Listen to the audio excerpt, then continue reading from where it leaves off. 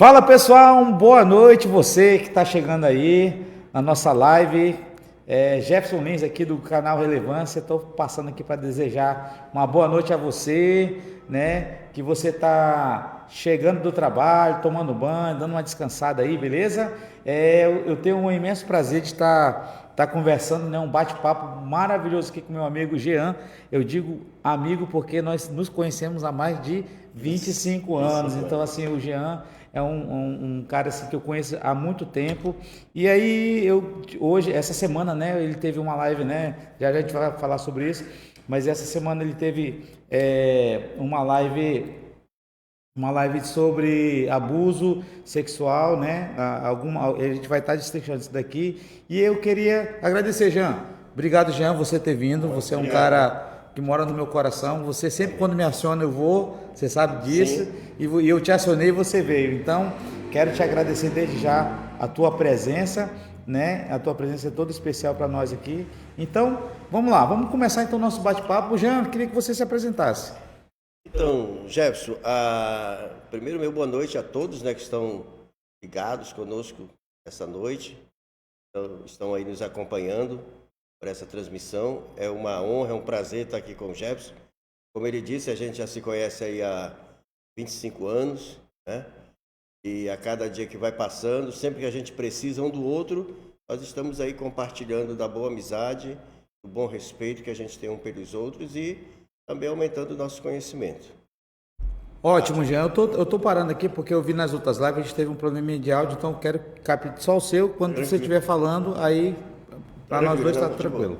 Gente, uma boa noite a você que está chegando na nossa live. Vai dando like, vai dando joinha para nós aí, vai dando coraçãozinho, né? Faça sua pergunta para o Jean. Nós temos muitas coisas para conversar aqui sobre conselho tutelar, né? Sobre essa vigilância que o Estado, né? O município dá. É o município, né, Jean? O município dá para nossas crianças. Vamos falar sobre isso. Vamos comentar um pouquinho sobre o ECA, né? Que é o Estatuto da Criança e Adolescente, né? Que foi criado nos governos passados para tentar dar uma ajudada nessas famílias. Então, Jean, queria que você se apresentasse. Você nasceu na onde, Jean? Fala para mim. Então, para início, né? Meu nome é Jean Caetano Guimarães. Eu nasci lá em Santarém, no estado do Pará, né? Há alguns anos atrás, e a gente veio para Porto Velho há bastante tempo para cumprir uma determinada missão. E eu acabei ficando aqui em Porto Velho, né? Como diz o pessoal, bebeu da água aqui do Rio Madeira, né? E nessa caminhada a gente foi conhecendo foi conhecendo o outro e chegamos a conhecer o Jefferson Lins, né? Ou conhecido por Pinho, né? Então, e a gente está, graças a Deus, em Porto Velho, do estado de Rondônia, bastante tempo. Na verdade, eu nem sei quanto tempo. Mas eu creio que é 25, né? Um pouco mais de 25. Um pouco mais de 25. Isso. Eu acho que quando você chegou, Jean, você falou, você foi direto para a Igreja da Paz, né?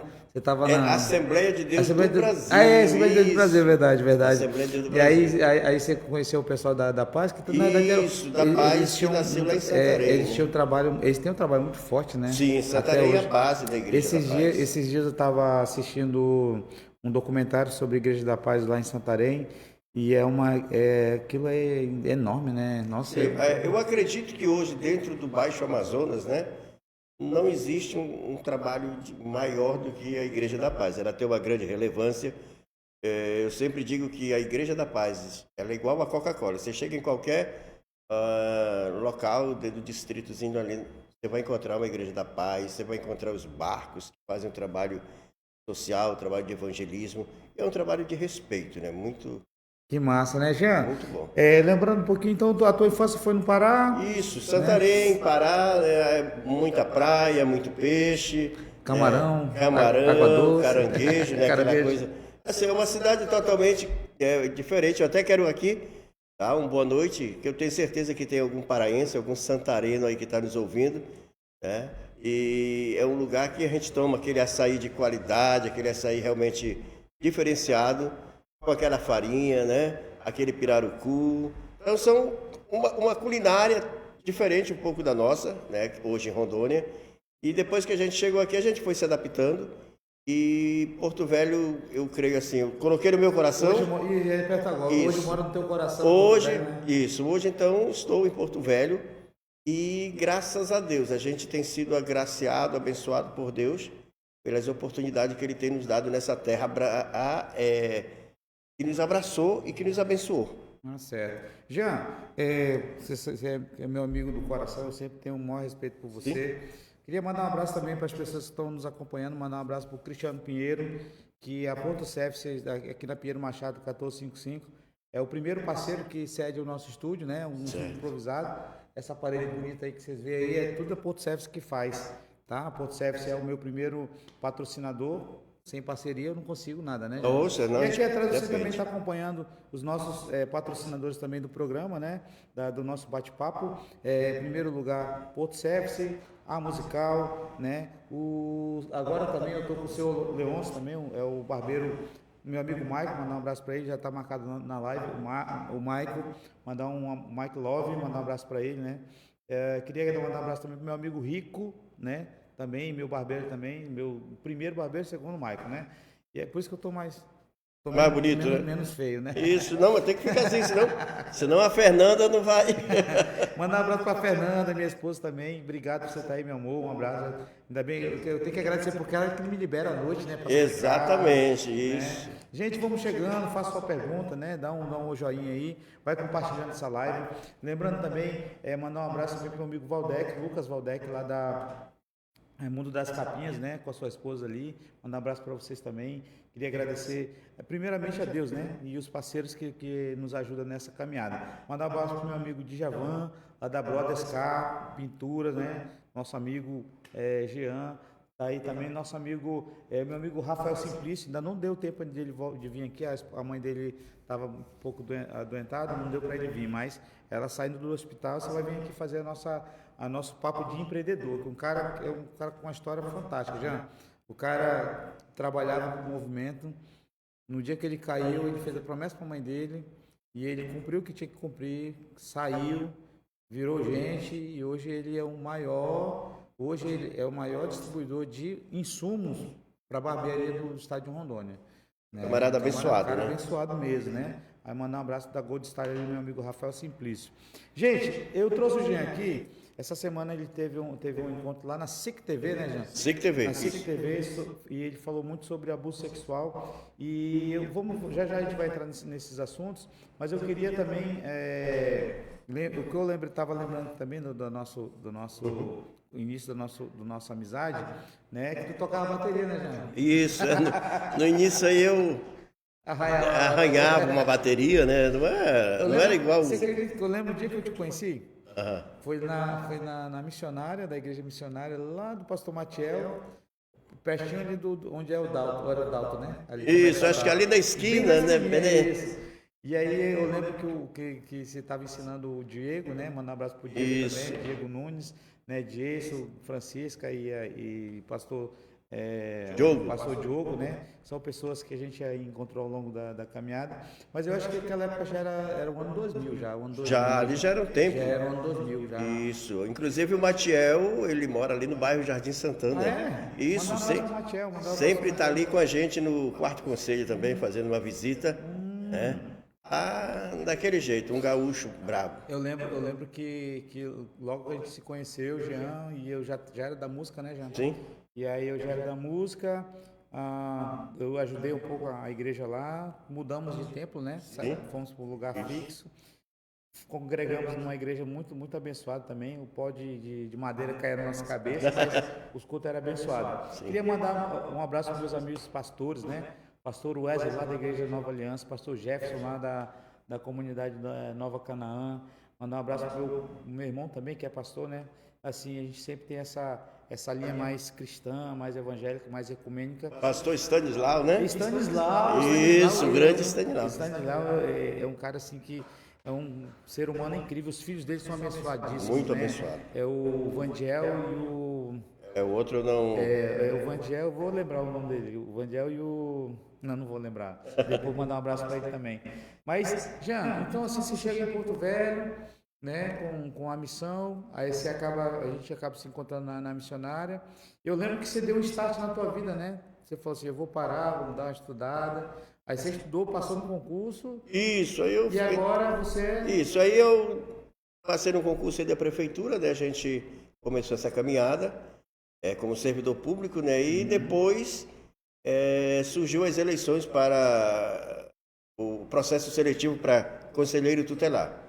Então teve o primeiro processo unificado, eu posso dizer assim, não era conhecido em Porto Velho, não tinha tantas amizades e resolvi estudar o ECA e participar.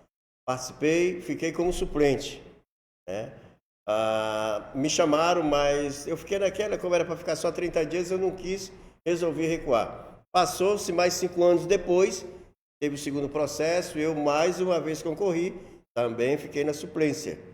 E 5 anos depois, que foi agora nessa última eleição, então eu participei de novo pela terceira vez e graças a Deus a gente tivemos uma boa votação e fomos eleitos e estamos conselheiro, né, nesse momento até 2027. Então até 2027 você está no cargo de conselheiro. De conselheiro tutelar. O Jean é um exemplo de superação. Estava falando agora, né, do Rafael Simplício. Aqui o canal Relevância, essa conversa, né? Manda um abraço pro Fábio, tá assistindo também. Fábio, alô Juninho, grande baterista também, manda um abraço para você. As pessoas que estão assistindo, elas têm um interesse no nosso canal, porque os papos que rolam aqui são papos interessantes, né? Então, quando você entra você estuda o ECA, né? Que é o Estatuto da Criança e do Adolescente, né? Você viu a necessidade, é uma das coisas interessantes, né, que eu gosto eu conheci, você vai lembrar dele, pastor Mário Mick. Um exímio professor, né? Eu tive a oportunidade de congregar na mesma igreja lá em Curitiba, né? Ficamos um tempo sem se comunicar, eu fui embora para o Paraná, isso. Fiquei quase mais de 10 anos para fora, mas quando a gente voltou, a nossa amizade continuou a mesma, né?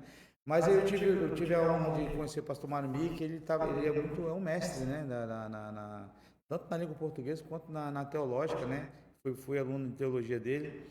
E ele estava falando justamente sobre uma palavra que às vezes a gente deixa escapar e não compreende. Sobre tem uma passagem da Bíblia, né, que fala que não querer ser líder, né? Ou não almeja o episcopado, né? Porque é pesado, né? Quanto mais a gente conhece, mais vamos ser cobrados, né? Essa é a verdade. Exato. Então, quando tu entra quando tu entra de cabeça no ECA e tu vê as possibilidades que você pode ajudar a tua comunidade, você acaba se encontrando, né? Para fazer, tipo assim, às vezes as pessoas, só queria abrir um parênteses, às vezes as pessoas acham que um bom cristão, ele precisa estar na igreja com a Bíblia debaixo do braço. Não tem nada a ver com isso, né? Às vezes uma igreja, eu gosto da palavra relevância, porque eu posso ter uma igreja aqui, passar durante 20 anos e não ser relevante para a sociedade. Ou eu coloco um ponto de culto, né? E eu levo esperança para as pessoas, eu sou relevante naquela comunidade, e aí, tipo assim, a palavra de Deus é cumprida na vida da igreja. Exatamente. Né? E você, como cristão, viu a necessidade, e a questão do episcopo é justamente sobre gerenciamento. Por que gerente é gerente? Porque ele sabe mais, ele tem a visão de cima para baixo. Tem as habilidades, né? Ele olha por cima ou não, né? Aqui eu posso, aqui está defeituoso. Então, então, quando você se encontra com a necessidade que o conselho estava precisando, aí você de cabeça e concorda. Como é que foi a tua primeira eleição? Então, a primeira, como eu te falei, tanto a primeira e a segunda, que foram, digamos, eu bati na trave, né? E a bola não entrou. Elas foram... Você tinha que estudar bastante, mas entender como é que funcionava a situação. Já nessa terceira, que eu vim, então já mais calejado da vida ali, deu para a gente conseguir. E é importante que na verdade, a gente tira nessa lição, que a gente não pode... Se a gente tem um sonho, a gente tem um desejo, a gente não pode parar. A gente precisa persistir, a gente não pode desistir. É claro que nada nessa vida é fácil, nada vem de mão beijada, nada vai cair do céu, né? Não adianta eu ficar 1 ano apenas orando e se eu não correr atrás. Então, como diz o ditado, né, eu faço a minha parte, Deus também vai fazer a parte dele. Ele já está dando as oportunidades, agora eu tenho que correr atrás delas. Eu gosto muito da passagem de Moisés, né? Ele fala tá aperreado ali, ora a Deus. Tá bom. Ah, eu tenho um cajado, não um cajado. Então, às vezes a gente. Acho que o meu Tem áudio, a ferramenta, né? meu áudio estava desligado. Estava falando agora aqui que às vezes a gente tem a ferramenta na mão e não sabe o que fazer. Exato. Então a passagem de Moisés é justamente essa, né? Deus fala para ele assim, Moisés, é... Deus, o que eu preciso fazer? Tá... O que você tem na mão? Tem um cajado. Então toca com o cajado aí na água e o negócio abre. E a gente só precisa a gente usar a ferramenta que tem. Não adianta. Eu acho que nós somos naturais, somos, né? Inclusive o apóstolo Paulo escreve sobre isso, né? Ele fala, né? Ele fala que existe o homem natural, né? E existe o homem espiritual. Nós nascemos naturais. Então, da natureza humana é medo, coisas cotidianas, Correto. né? Então, assim, somos naturais. E Deus é sobrenatural. Ele é sobre aquilo que é natureza. Então, assim, fazendo a nossa parte no natural, Deus se encarrega de mover o sobrenatural. Exato. Deus, na verdade, Deus só vai fazer por nós aquilo que a gente não pode fazer, né? É verdade. E a nossa limitação, na verdade, a gente somos três, né? A limitação de tempo, espaço e circunstância. Correto. Nós somos limitados nessas três situações. Então, quando você chega lá, vê a oportunidade, fala assim, não, é isso aqui que eu quero. Então, assim, na tua história, no teu... Tu é pai, né, Jean? Sim, eu sou pai de 3 meninas, né? Mande um abraço para as suas Quero filhas. mandar aí um abraço, inclusive elas acredito, né, que eu mandei o link para elas estarem ligadas, né? Mandar um abraço para a Jeane, né? Jeane Caetano, hoje tem 18 anos, né? Chegou a conhecer. A Janine, que está com 12, e tem a Alice, que hoje ela tem 8 anos, né? Então são 3 meninas assim abençoadas, graças a Deus, estão caminhando, estão estudando, isso é mais importante. A tua mais velha, ela formou agora, né? Não, qual foi aquele? Não, aquele ali era. Ela concluiu, né? O médio e agora está ali em uma faculdade fazendo curso de direito. Ali era a cerimônia da beca. É engraçado que eu acabei. Quando eu viajei, acabei não pegando o nascimento da tua filha. Mas antes de ir, o Aleph já tinha nascido, né? Exatamente. Você viu o Aleph na barriga. O Aleph era um. O Aleph hoje ele tá cabo, né? Sim. Ele está saindo na 3º sargento, né? Na base. No Exército. No Exército, lá na 17ª Brigada, certo. Né? E ele faz parte da comunicação lá. Então, assim, mandar um abraço pro meu filho também, Aleph, né? Mandar um abraço também para as meninas do coração, minhas filhas do coração, a Emily, Esther. E mandar um abraço também pro meu filho que dia 27, né? Dia 27 fez 15 anos, né? O Davi, lá em Guarapuava, no Paraná. Mandar um abraço pro meu amigo Emerson Carlos também. Esse papo hoje aqui é um papo de... Daqui a pouco vamos entrar mais a fundo num papo sobre... Estatuto da Criança e do Adolescente e Conselho Tutelar com o conselheiro, meu amigo Jean Caetano. Manda um abraço também para a Juliane, a Gugu. Olha aí, rapaz. Também tá lá, né? A Gugu, eu acho que agora ela tá mais gordinha, né? A idade vai chegando e vai ficando mais Isso, feio, né? Depois dos 40, Gugu, não tem jeito. O abdômen é o primeiro, né? Mandar um abraço pro meu amigo Carlos Mãozinha, também grande cavaquinista da cidade aí, do grupo Fala Sério. Mandar um abraço para todo mundo do Fala Sério. Jean, eu tive um acidente, né? Só rapidinho. Eu tive um acidente no mês de março, né? E tive que ficar um mês parado. Então, o canal já estava legal, estava bombando, né? E aí, dá uma olhadinha que acho que a gente está bem aqui na fita, né? Tá bem, isso, tá bonito. Tá bom. Tá bonitinho, né? Bem iluminado. A gente fica até mais bonito, né? Isso. Tô olhando. O negócio é Mas meio... assim, então em março eu tive um acidente e em 1º de maio, aliás, dia 30 de abril, o Fala Sério fez um show, não me cobrou nada, né? Toda a bilheteria foi revestida para me ajudar também nas minhas despesas. Por isso que eu quero mandar, eu falo sempre que o irmão, onde eu encontro o irmão, né? O Emerson, você é meu irmãozão, cara. Muito obrigado pela tua parceria, né? Você disponibilizou toda a tua banda, que não é barato. Eu cheguei, inclusive, a ver, né? A divulgação dessa... Muito bom. Um abraço pro Thiago, lá da Choperia Premium. Então, assim, hoje, Jean, eu faço um trabalho secular, né? A gente conhece como secular, né? É música secular. E toquei muito tempo na igreja, né? Quero voltar, né? Tocar também com meus irmãos da igreja. Mas hoje eu faço trabalho na área secular e ajudo pessoas, a gente sempre conversa, temos, né? Então, assim, o Emerson é um cara, né, meu irmãozão, queria mandar um abraço para ele. Então, a divulgação foi boa, graças a Deus, né? Deu tudo certo e é isso aí. Então, vamos voltar aqui para o nosso papo. né? Então, quando o meu filho nasceu, ele viu, né? Eu não consegui ver a Sim. filha dele. Mas eu fiquei muito feliz mesmo, Jean, em ver a tua filha progredindo, né? Então, assim, a gente só tem mesmo que torcer pela vida do nosso E filho. essa questão dos filhos é uma coisa bem séria, né? Porque eu creio que tu já passou por essa fase aí. E assim, eu me orgulho por quê? Porque hoje eu posso dizer assim, eu cuido das 3 meninas, né? Sou pai solo nesse momento, né? E eu sei que não é fácil. Com certeza tem algum pai solo que está me ouvindo, né? Não sei se talvez é pai de menina ou de menino, mas eu como pai de meninas não é fácil. Mas eu louvo, eu agradeço a Deus, por quê? Porque as 3 estão ali, sabe, procurando cada uma conquistar o seu espaço, correndo atrás, crescendo. Isso é importante, né? Nossa, próximo, né? É próximo, Não, isso é você é meu importante, irmãozão, né? né? Então, já, vamos lá. Então, quando você entra, e qual foi a grande dificuldade que tu tá dentro? Bom, no início, né, é o processo seletivo, né? Tudo começa ali, é um processo realmente bem complicado. Eu sempre digo que processo seletivo para conselheiro tutelar deveria ser, da mesma forma deveria ser para se eleger um candidato a vereador. Muito legal isso aí. Muito Porque bom, muito o que bom. acontece? Hoje, para ser candidato a vereador, basta ter seus 18 anos, né? E qualquer pessoa pode se candidatar. Já para se candidatar e concorrer ao cargo de conselheiro tutelar, você primeiro precisa, claro, se inscrever. A sua inscrição, ela já te barra, porque você precisa comprovar que tu participa, realiza trabalhos com criança, com adolescente, e tu tem que comprovar com documentos, Não, né? a gente trabalhou, né? Eu lembro que você foi. Isso, Eu fui líder de jovem, você também foi. isso. Fui teu vice-líder de jovem na igreja, Fomos né? sempre parceiro, Fomos né? parceiro. Então, uma coisa curiosa, queria só, para dar uma pausa rapidinho, lembrei agora, não posso esquecer isso. Eu lembrei de um primeiro aniversário que você fez nas minhas costas.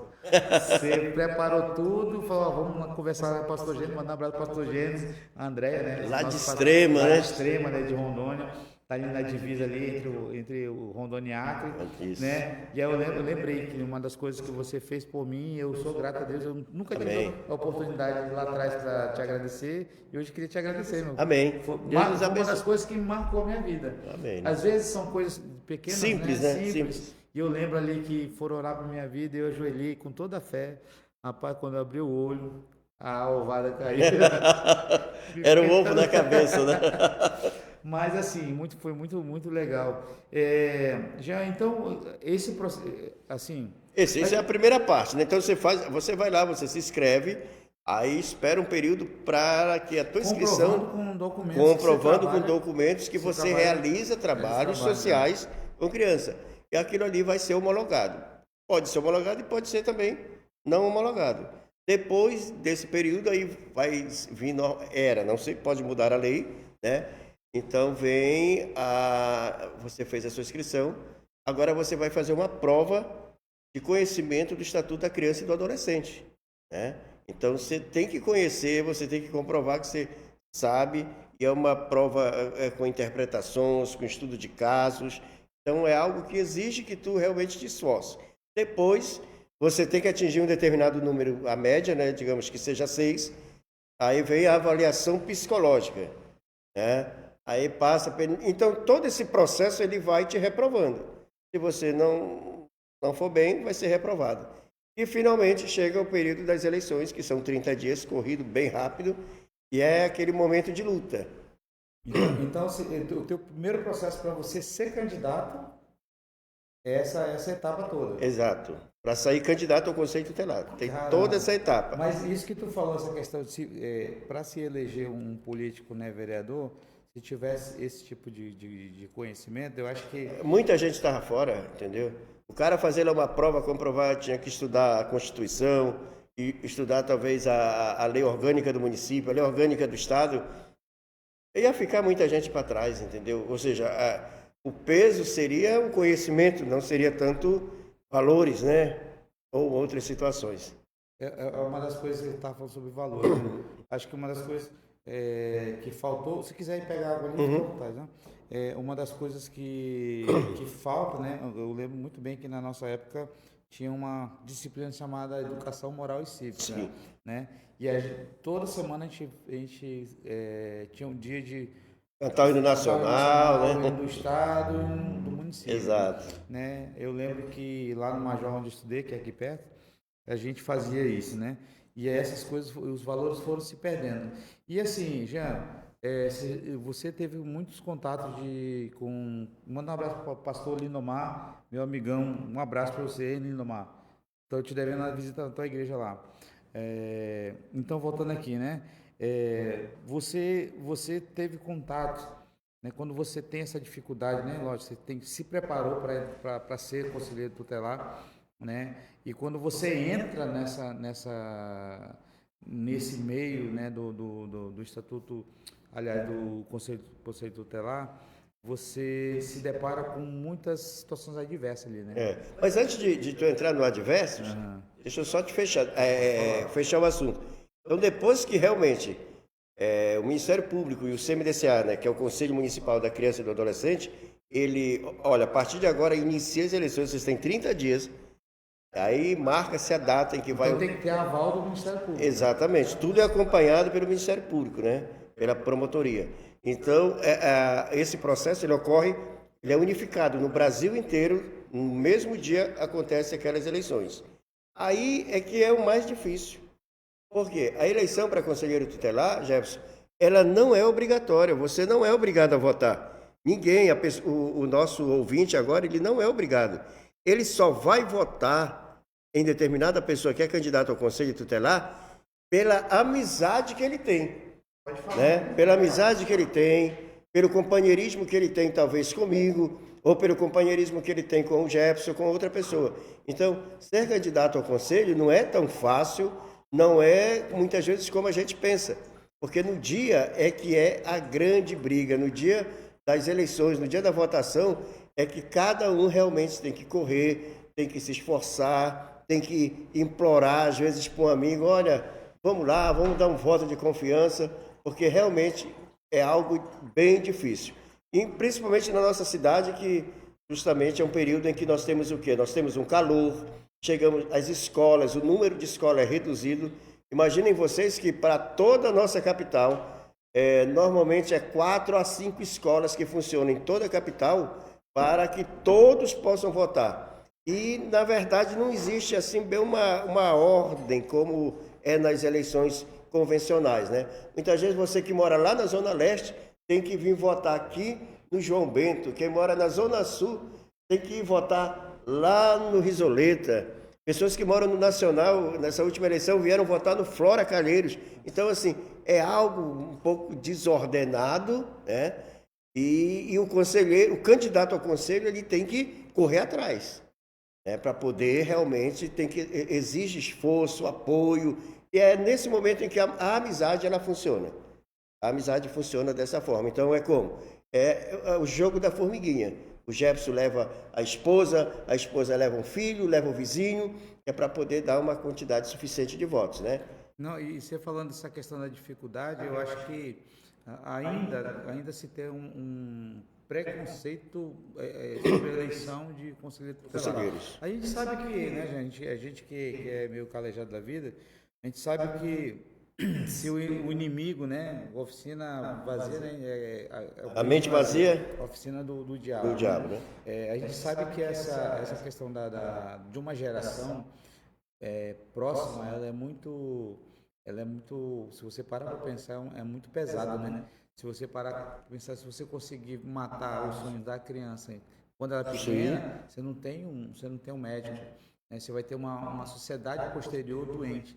Então, assim, eu acho que os conselheiros tutelares, né, em primeiro lugar, eles têm que ter vocação e coragem, né, para enfrentar, né, a dificuldade, né, a diversidade, né, esse embolado de linhas aí, de situações.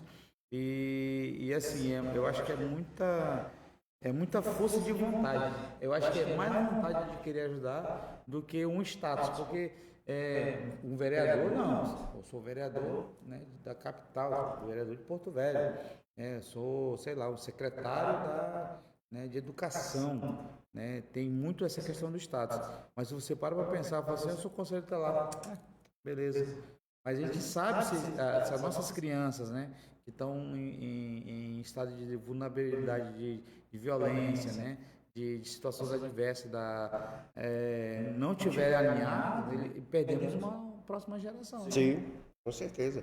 E eu quero aproveitar e mandar aqui um abraço, né, caso alguns conselheiros estejam escutando neste momento, compartilhando conosco. Nós temos aí no estado colegiados realmente de excelência, bons conselheiros tutelares, e ressaltando assim, muitas vezes, talvez alguém pode achar, né? Mas o conselheiro, se ele souber, Jefferson, ele tem uma influência muito grande perante os poderes. Muitas situações dependem do conselheiro tutelar, para que realmente possa caminhar, possa avançar, possa ser realizado. Então, é justamente para isso. A missão do conselheiro é fazer cumprir essa proteção da criança e do adolescente. Entendeu? Está disposta a estar nessa.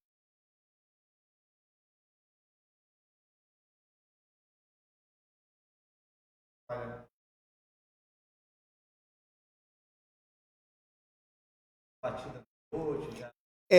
Isso. Então, assim, existem algumas coisas que a gente precisa esclarecer, porque às vezes a sociedade, ela tem um pensamento sobre o... É um preconceito, né? Porque assim, antigamente tinha, nos anos 70, 80, tinha o juizado de menor, né? Tinha aquela Kombi que andava na rua recolhendo a meninada. Então, com a reformulação da lei e a chegada do ECA, então, houve mudanças, né? O conselheiro tutelar, na verdade, hoje ele não faz batida. Isso aí já cabe à polícia. O conselheiro tutelar, ele não investiga, quem investiga é a Polícia Civil. Mas o conselheiro tutelar, ele requisita serviços, né? Então, existe uma rede de enfrentamento, uma rede de apoio que trabalha junto, né? E essa rede é CREAS, CRAS, Ministério Público, Tribunal de Justiça. Então, existe um determinado leque de grupos da sociedade, de órgãos da sociedade, né? Autoridades que, no momento certo, elas agem junto com o Conselho Tutelar para que aquele trabalho possa ser realmente cumprido, né? Vamos falar assim, então. O Conselho Tutelar, ele é como se fosse um sentinela, ele é sempre requisitado. Exatamente. Então, que as pessoas podem encontrar. Então, eu sempre digo o seguinte, que o Conselho Tutelar, o conselheiro, ele em si não vai atrás do problema, mas o problema vem até ele. Se o problema vier, se você que está em casa agora tiver com um problema com o seu filho e trazer ao conselho, e se realmente aquilo houver a necessidade de uma intervenção, o Conselho Tutelar ele vai agir, ele vai requisitar o serviço. Ele tem o poder de requisitar para cada situação uma situação. É uma situação. Então ele vai requisitar para quem realmente tem o direito, é dever de fazer aquele serviço, né? Tem o dever de fazer. Não, entendi. Entendeu? Entendi. Hoje você fica numa base, como é que é? Isso. Hoje eu estou conselheiro tutelar, lotado, né? Ali no 4º Conselho Tutelar, que fica na Avenida Imigrante, 5297, bairro Rio Madeira, bem quase próximo ali ao supermercado Nova Era. Então lá nós temos, em cada digamos, zona de Porto Velho, nós temos um conselho. Em Porto Velho tem quantos? Em Porto Velho nós temos, dentro da capital, 4 conselhos funcionando. E nós temos o primeiro conselho distrital lá em Jaci, Paraná, né, onde também tem um colegiado. O colegiado ele é formado por 5 conselhos, 5 conselheiros, né? Então, o conjunto de 5 conselheiros forma um colegiado e é dali que sai. Então, às vezes a gente acha que um conselheiro só ele toma a decisão.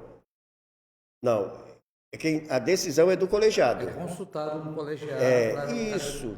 Eu sempre dou aquele exemplo que é como se fosse o STF, né? Então a gente assiste às vezes as transmissões, os magistrados votando para uma decisão. Então o colegiado também ele tem a reunião dele para tomar decisões sobre determinados assuntos. Porque quem responde é o colegiado, não é o conselho. O conselheiro, aliás, né? O conselheiro. Entendi. Então, assim, hoje para vocês, ele não faz um enfrentamento, né? Mas vocês acompanham, conversam com os pais. Exatamente. Eu queria fazer uma denúncia, né? Então você pode fazer uma denúncia para o Disque 100. Essa denúncia no Disque 100 ela é anônima, você não precisa identificar, mas você precisa dar as informações corretas, né?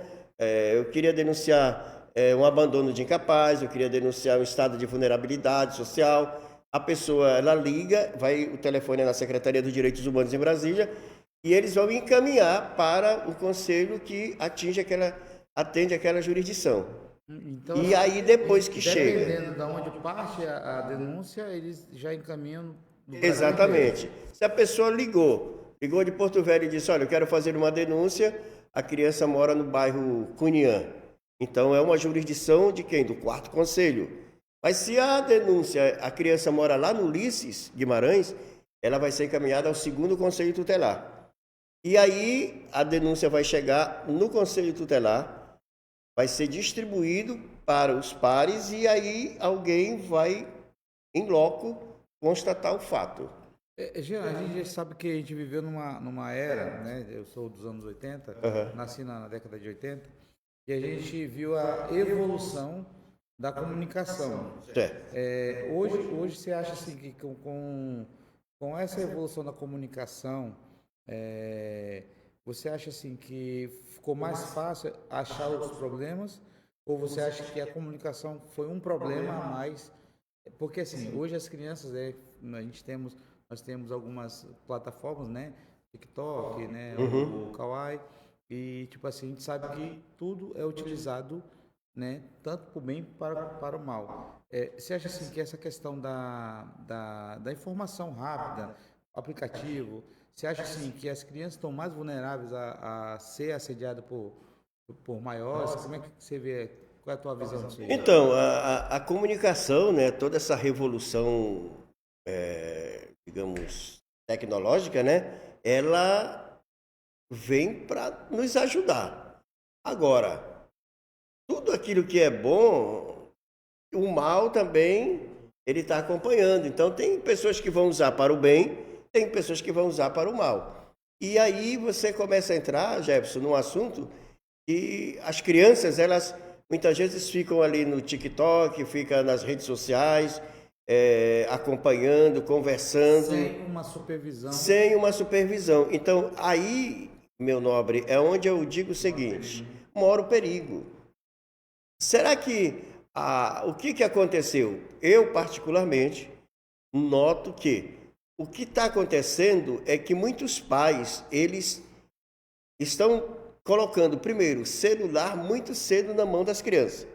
Uma criança de 5 anos, 6 anos de idade, não é para estar usando ainda celular. O cérebro dela, isso aí, tanto a psiquiatria, a psicologia, ela nos orienta, não está pronto para estar usando celular. A criança, a tela é muito rápida, é muito ágil.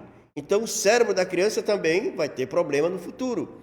Aí, o pai compra, a mãe compra um celular, entrega para uma criança dessa, como se o celular fosse a babá. E então, nós temos aí uma babá eletrônica, que antes era televisão, agora nós temos um celular. Aí, se vai tirar da mão do menino, ele chora, ele esperneia. Então, o que é que eu vejo? Um erro muito grande dos pais, e vejo também que muitos pais perderam a autoridade. Tá? Então, para mim, a autoridade dos pais é algo que precisa permanecer dentro, precisa ser restaurada, né? Restaurada dentro da tua casa.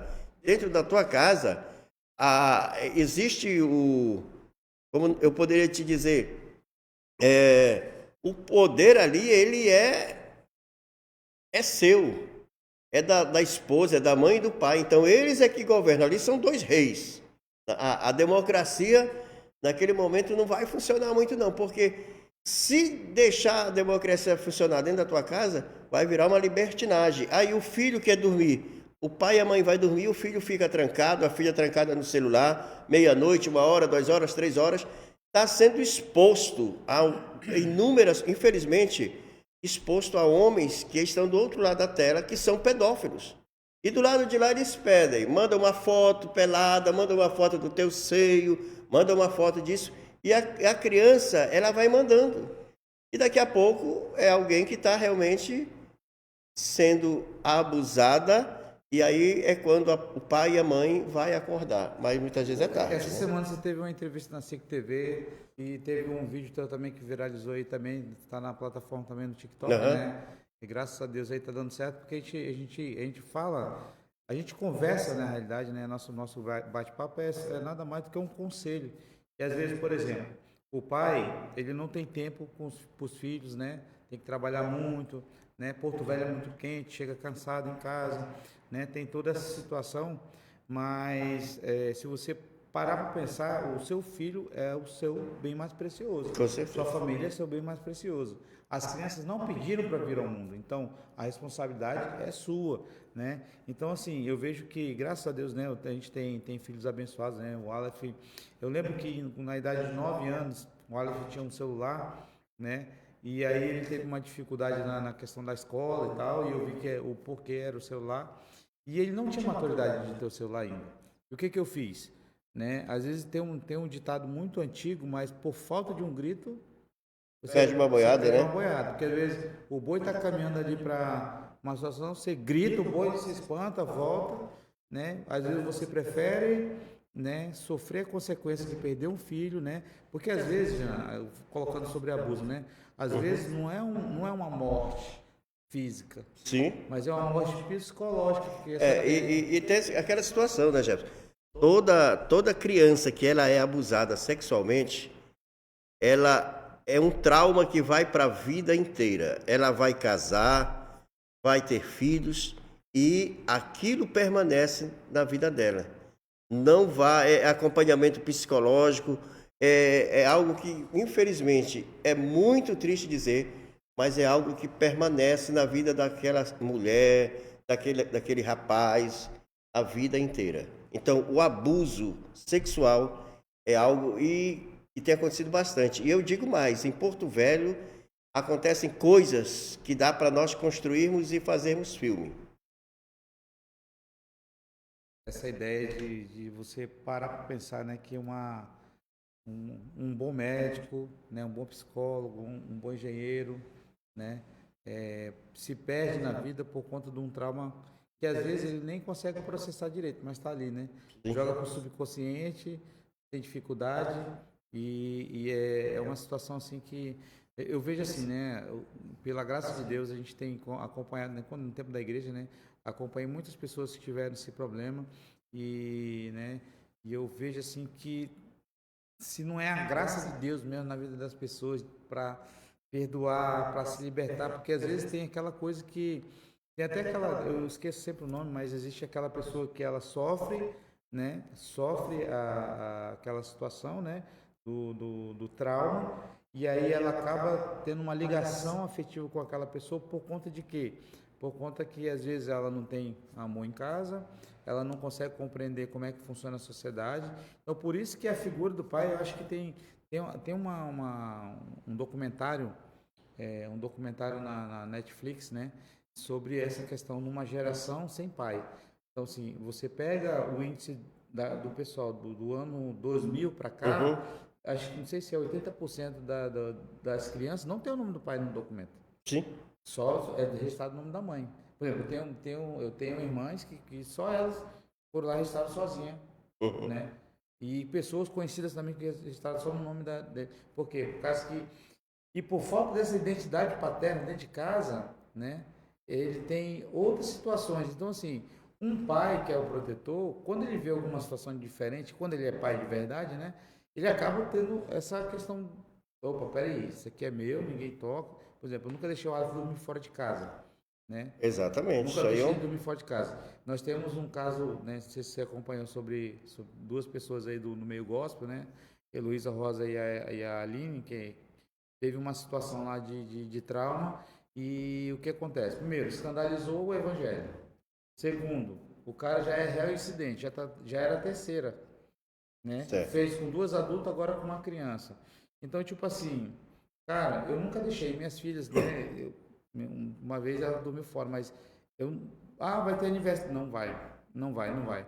Enquanto tiver de menor, enquanto tiver comendo feijão, não vai. Porque às vezes a pessoa, quem está sendo proibido ou sendo tirado do celular, não está entendendo o cuidado. Uhum. Mas lá na frente você vai agradecer, porque quando se tem uma mentalidade mais ampla, você consegue salvar um futuro. E uma coisa interessante também, lembrar para quem está nos acompanhando, é que o abusador ou o pedófilo, muitas vezes a gente acha que ele é quem? O pedófilo ele é um cara doidinho, como dizem, né, na linguagem popular. É um cara que está longe. Não. O pedófilo ele está dentro do círculo familiar. E engraçado assim, que não é uma questão de não tratar esse assunto com seriedade, mas a ideia de que não está longe, nunca, 99% não está longe. Eu assisti outro documentário, falando do documentário, outro documentário que como ele praticou por muito tempo com a menina, aconteceu o quê? Ela criou afetividade. Então, quando ele saiu e tirou ela do seio familiar, a menina achava que, tipo assim, que se ele deixasse ela não ia nem sobreviver, porque de tanta pegada ela ficou. Então, assim, essa ideia de que é longe, não é. E tem perfil, acho que um psicólogo vai falar melhor, né? Ele tem um perfil, né? Como é que é essa questão do perfil? Então, é aquela questão que a gente sempre fala, o perfil do abusador é de uma pessoa, como eu estou te falando, ele está ali inserido, muitas vezes dentro da própria família, às vezes é um tio familiar, né? Um tio paterno, um tio materno, né? Ele é aquela pessoa que apresenta um carinho, ele tem a confiança da família, porque para o abusador, a primeira coisa que ele precisa ter é essa confiança. A amizade, a confiança dos pais, a amizade com a criança. Então, ele sabe o horário que os pais não estão em casa, ele pode entrar e sair a hora que ele quiser, porque a criança confia, a criança sabe que o pai e a mãe conhecem, mas muitas vezes é justamente aí onde mora o perigo. Por isso que, normalmente, 90% dos abusos, eles são realizados por quem? Por familiares. É pai, é tio, é avô, é padrasto, é quem realiza. Não é alguém lá de fora, não é alguém distante. Aí você citou, mas eu não deixo a minha filha ir dormir na casa do vizinho. Exatamente, lá na casa, o vizinho também é um perigo, porque ele tem a confiança. Então a gente tem aqui em Porto Velho muitas histórias que têm passado pelo Conselho Tutelar, em que as crianças são abusadas justamente por quem? Por esse tipo de pessoa. Você falou há pouco, e essa foi uma das causas que nós tivemos ali na SIC TV comentando, e estourou muito semana passada, quando foi divulgado pela imprensa, porque a mãe, ela mesmo denunciou, em que um professor de uma determinada escola... Pode, já falar sobre isso agora. Não pode... Pode continuar. Né? Então, um professor de uma determinada escola... E, aliás, é um professor bem renomado, entendeu?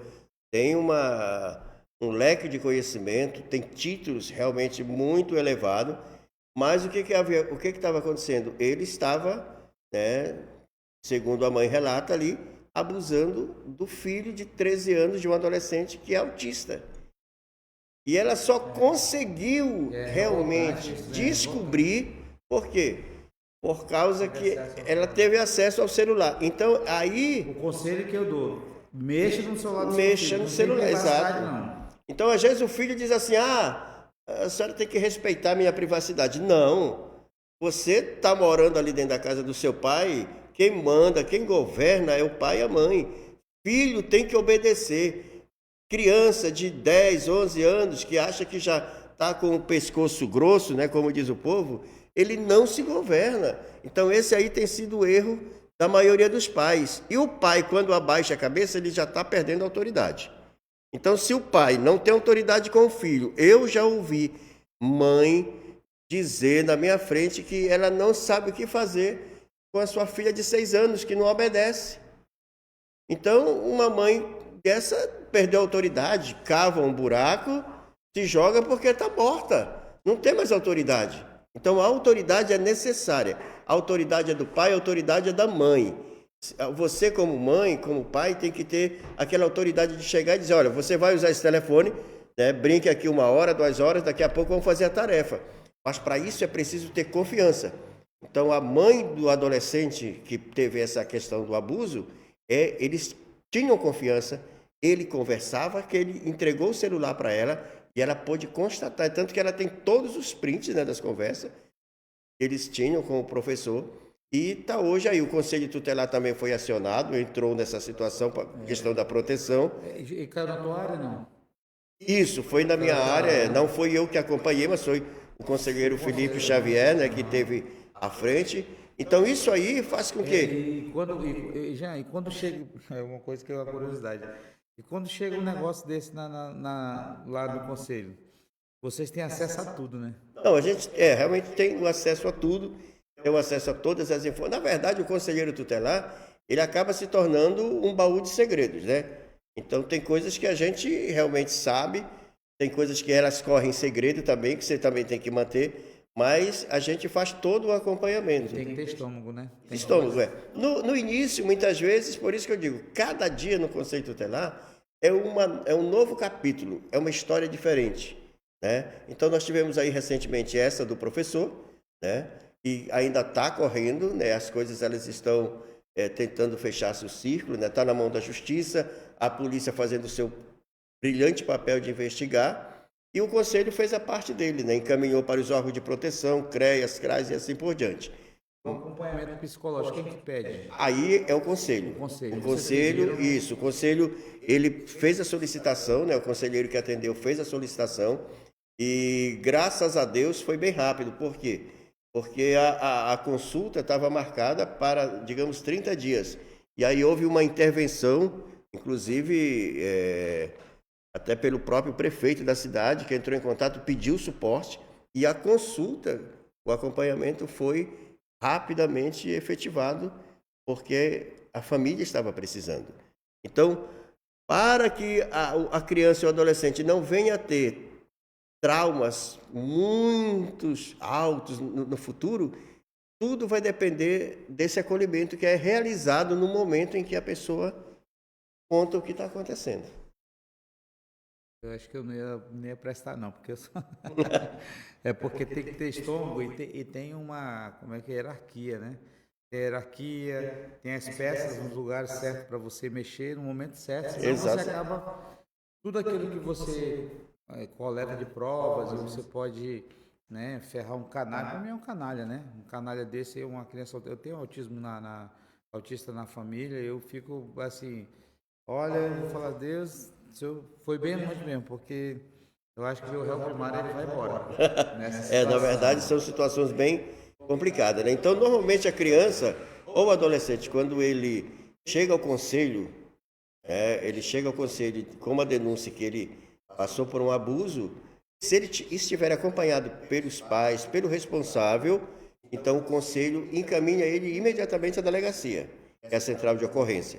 Nessa central é relatado tudo o fato, aí a criança é acompanhada para a sala de escuta especializada. Ali ele é feito um atendimento com o psicólogo, então naquela consulta ali, naquele momento, vai ter uma conversa diferenciada, onde realmente ele vai abrir o coração, e se o que ele foi relatado no boletim de ocorrência já foi triste, o que vai sair ali vai ser mais triste ainda, né? Porque vem no detalhe.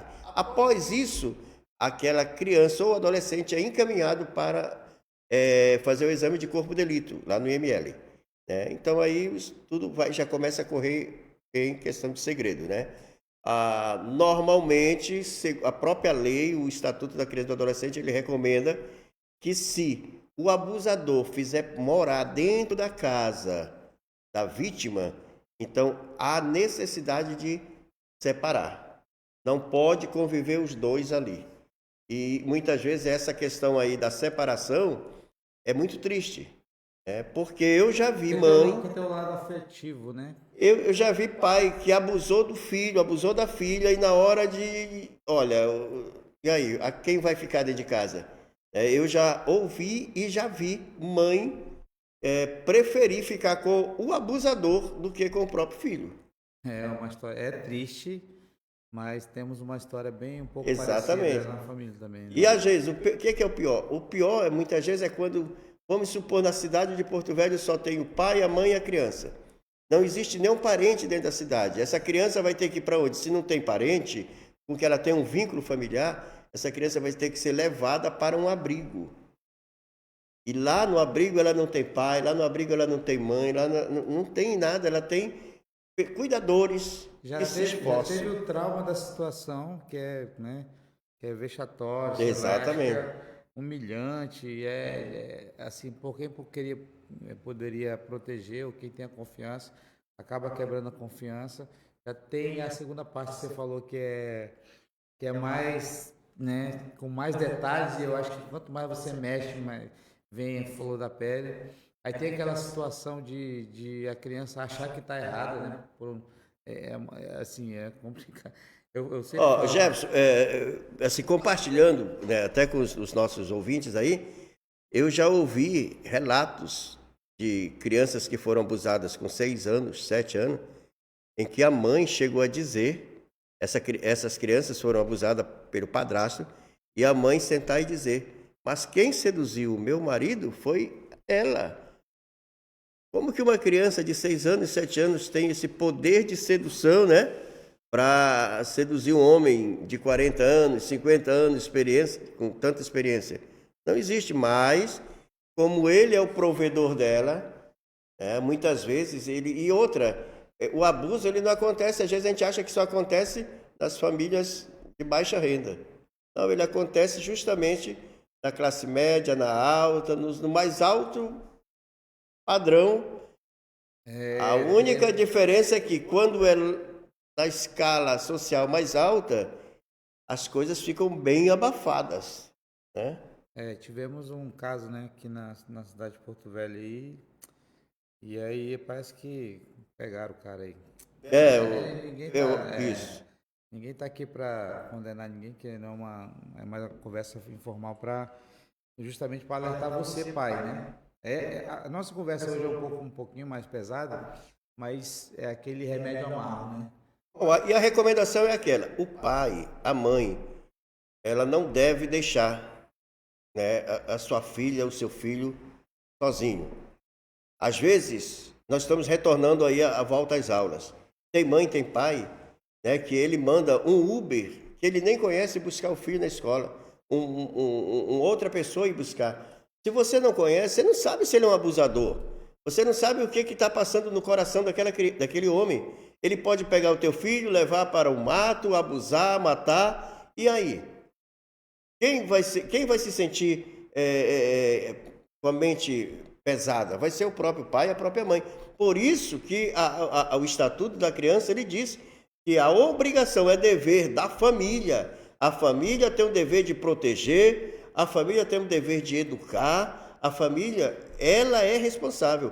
O Estado, né, diz lá que a família, a sociedade e o Estado. A sociedade só vai agir quando a família falha. E o Estado só age quando a família e a sociedade já falhou. Então, quando tudo falhou, o Estado vai agir.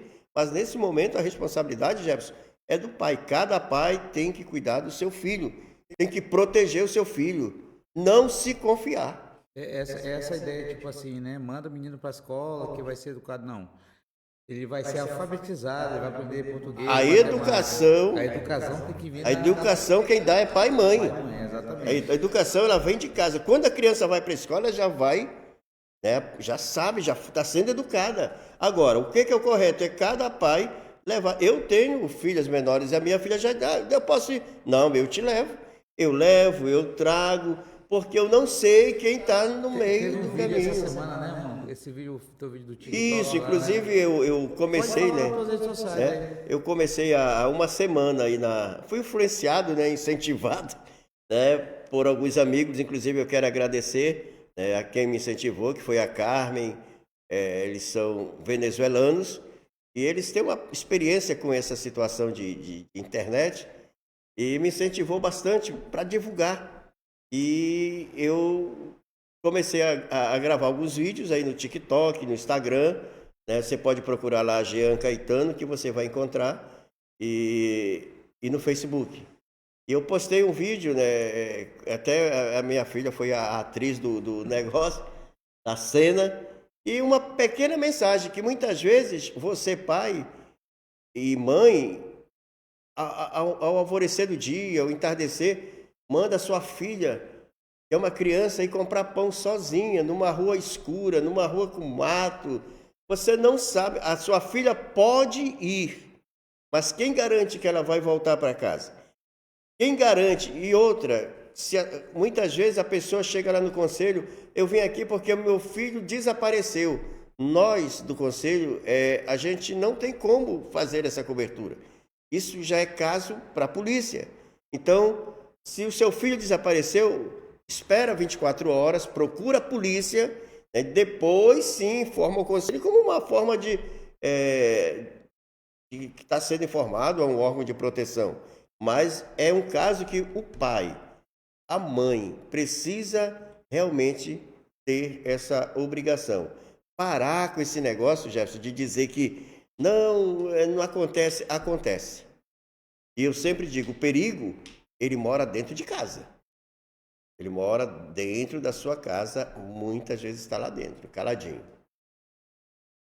Estamos caminhando para o final. Queria agradecer o Jean.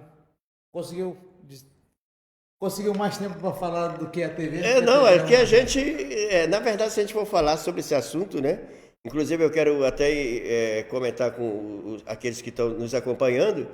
Se você for lá na rede social, eu tenho essa semana toda, a gente tem postado bastante aí sobre violência sexual, sobre formas de violência sexual, tanto na força, sem força, como você pode fazer isso. Inclusive eu queria aproveitar, Jefferson, fazer um comentário que no Paraná, esse mês, uma criança, por incrível que pareça, de 5 anos, ela foi estrupada dentro de um templo, do banheiro de um templo evangélico.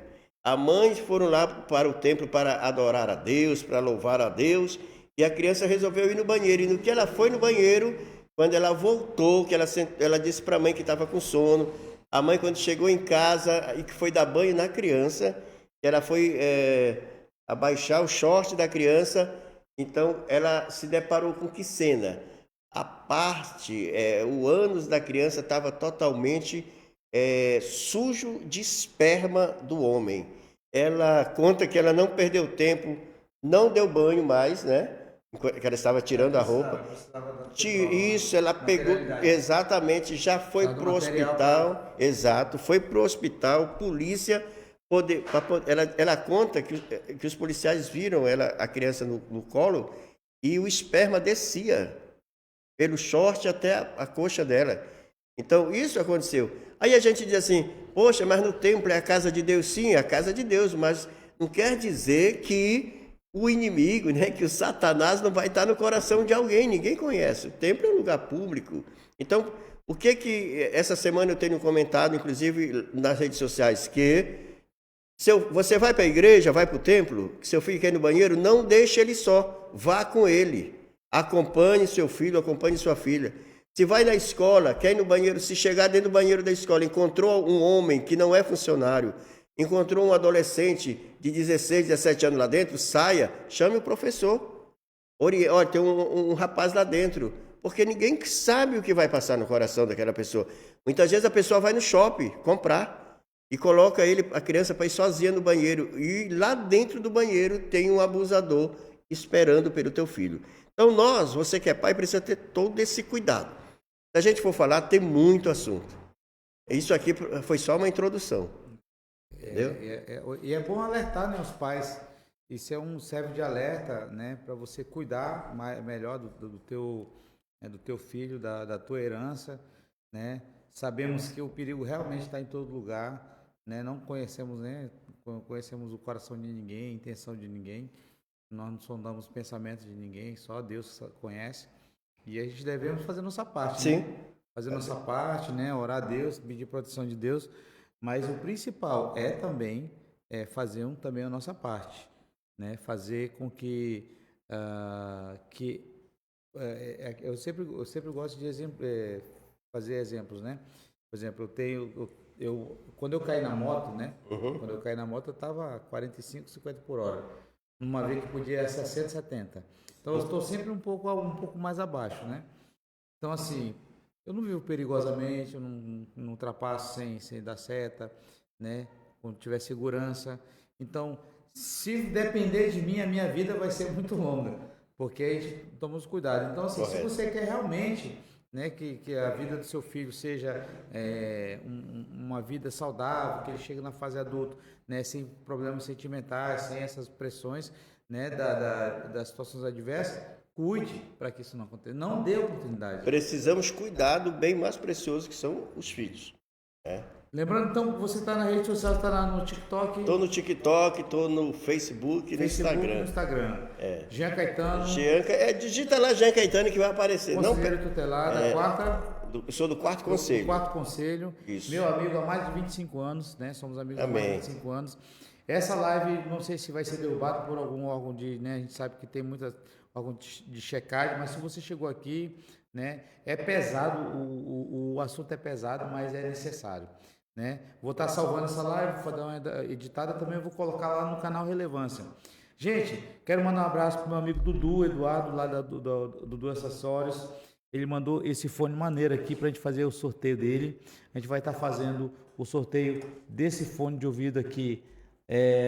Acredito que na próxima sexta-feira, tá? E na sexta-feira agora a gente vai estar também sorteando um corte de cabelo do senhor Leôncio. Lá, meu amigo Mike Love. Beleza? Jefferson Lins, estamos chegando ao final. Entre lá no canal Relevância, @podjeff. Esse canal, ele traz assuntos, né, de relevância para a sociedade, né? Você pai, você mãe, né? Volte lá, assista o nosso podcast, né? O nosso bate-papo hoje. E eu queria agradecer você, Jean. Eu que te agradeço, entendeu? Muito obrigado. Que Deus possa assim nos abençoar nossos filhos, abençoar a cidade de Porto Velho e a todos os que nos assistem nessa noite. Amém. Obrigado. Deus abençoe. Uma boa noite para você. Fique com Deus, você que ficou até agora aqui, né? Compartilha, comenta essa live, né? Para estar sempre chegando aquelas pessoas que necessitam. Obrigado. Uma boa noite. Fiquem com Deus.